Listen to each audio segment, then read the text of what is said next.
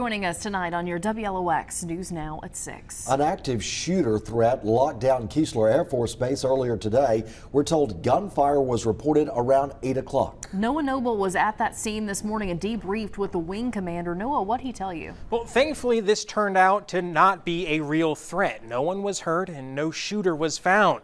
But in the hours before that determination, there was a serious tactical response. We heard lockdown, lockdown, lockdown. There were fire trucks, police cars, even ambulances. Tony Miles' daily morning walk with her dog, Rocky, turned out to be anything but routine. You can hear a chorus of sirens grow louder as Biloxi police officers swarm the base. There was a training exercise scheduled for this morning, but with this kind of response, Miles knew something was up.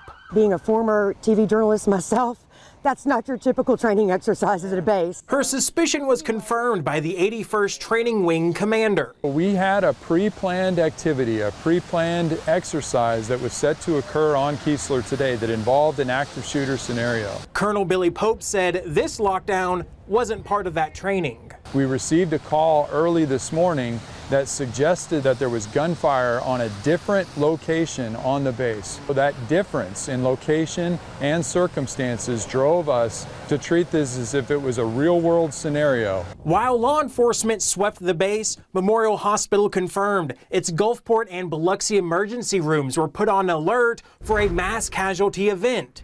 Thankfully, that didn't happen. Anytime we get an indication that there's a safety concern to our base, especially of this magnitude, we're going to treat it with the seriousness that it deserves. Still, for neighbors like Tony Miles, this wasn't quite the rainy day morning she expected. I was a little bit nervous. Of course I was. Rocky, he held it a little bit better than I did. Colonel Pope really praised the teamwork between the base security force, Biloxi police officers, and federal agents who all secured the base. And the active shooter training that was supposed to happen this morning, well, it was postponed.